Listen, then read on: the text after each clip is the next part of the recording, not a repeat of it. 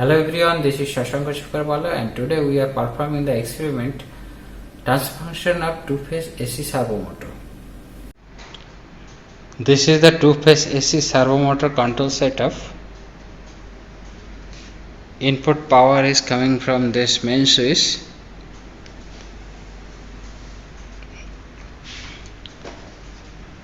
And here is the servo motor. This is the stator case of the motor, and there are two windings. For two winding, one connection is here and another connection is here. So this is the main winding and this is control winding. Okay. In diagram, here is the control winding and here is the reference winding or the main winding. These two windings are placed in 90-degree electrically. That means phase difference of two current is 90-degree. Usually two types of rotor used in this type of servo motor. One is squirrel cage, another type is drag cup type. Squirrel cage rotors are looking like this. See here, rotor conductor are placed inside the rotor core and it is skewed like this to avoid the cogging effect. Two ends of these conductors are short circuiting with a ring. It's called the short circuiting ring. Here two. Here is the main shaft and main shaft is placed on the bearing. Another type of rotor is drag cup type. It's look like this. Here stator winding is placed on this E-shaped core. You can see that this is the stator core. It is E-shaped like this, and stator winding is placed on this.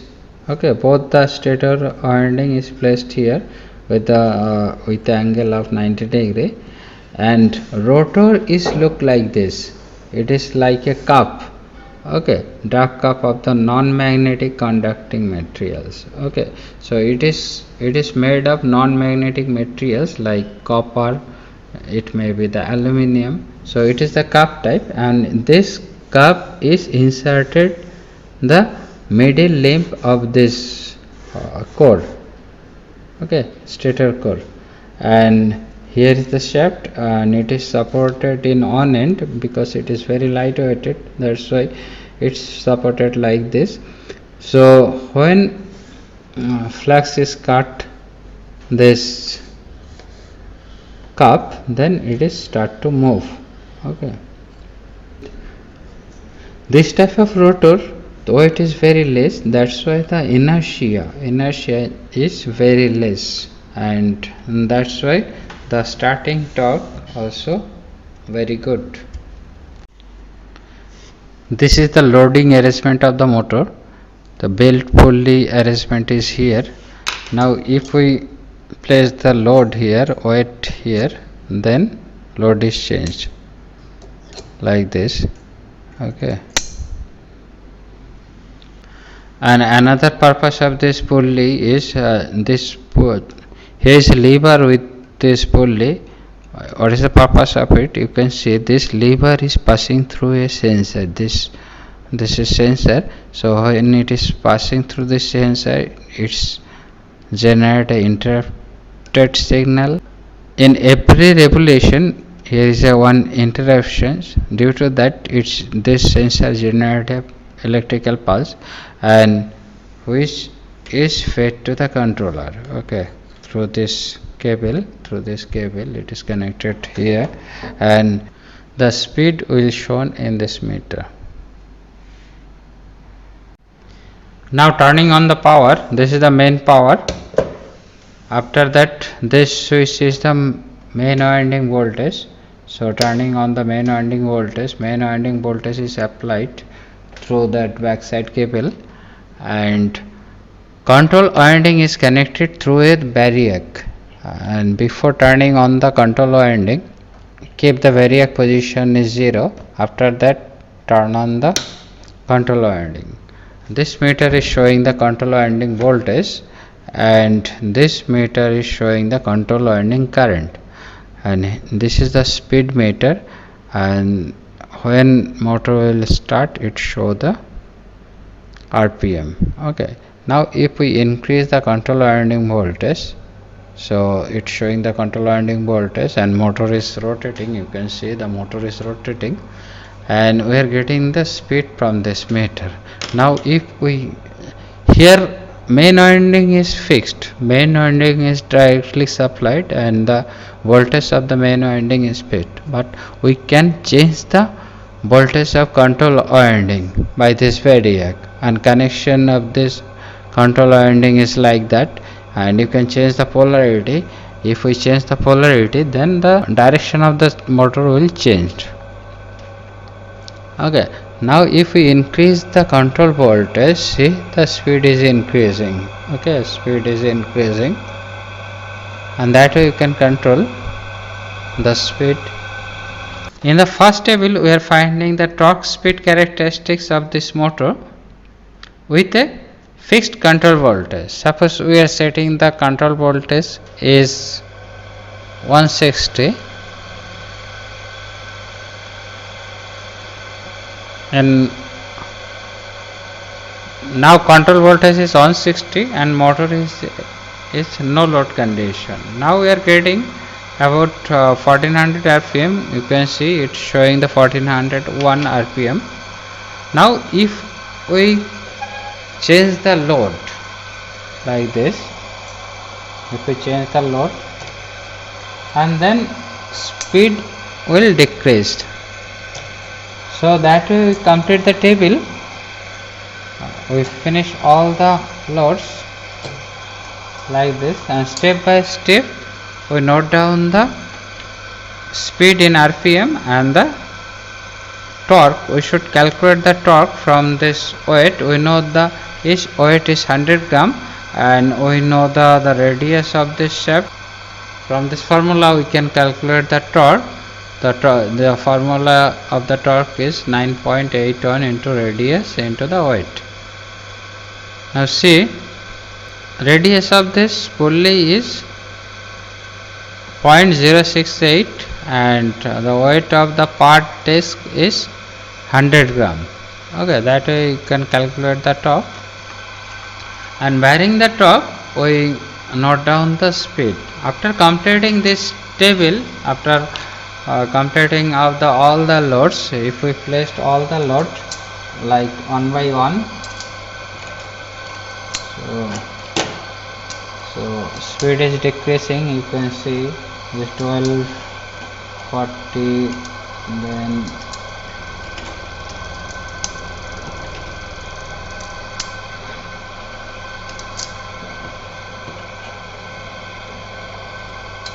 finished. So after placing all the loads, we are getting finally 1130 rpm. Okay, now see control voltage is same. So here in this table control voltage is fixed and speed and the torque is the variable. Okay, after completing this table we plot the graph between the torque and the speed. After completing the graph, if we calculate the slope of the graph, then we will get the K2. So after completing this table, we should change the control voltage to 140 and make another table, and after completing that table we again change it to 120 and make another table. Okay, so finally after plotting all the graphs we find the which portion is the most linear. Okay, which part of the graph is the most linear, so we consider that part of the graph and calculate the slope. So that is your final K2 value. You will get this pattern. Okay, and finally we should calculate the slope of this graph. then you will get the K2. In next table we should vary the control voltage and the torque with a fixed speed and get the characteristics between the control voltage and the torque. In no load condition we should set the speed of 800.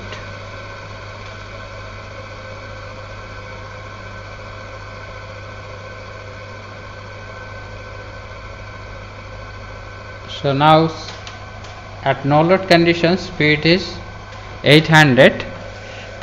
Now we are placing the load and see speed is reduced to 770 rpm.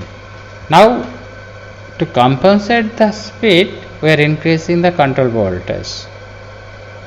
Again we set the speed 800. Okay, so now note down the control voltage and the torque.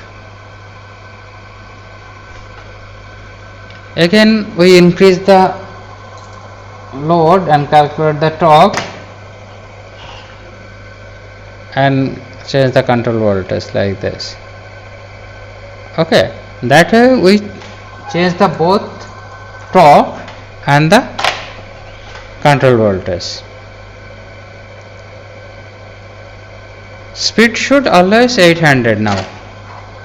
At constant speed we are varying the torque and the control voltage. Okay, so after placing all the load by step like this, so increasing the voltage to 800. So that way you should complete the table.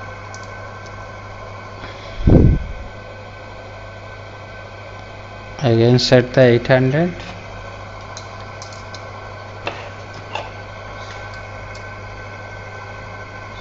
So now it is in full load condition, and full load condition we need the control voltage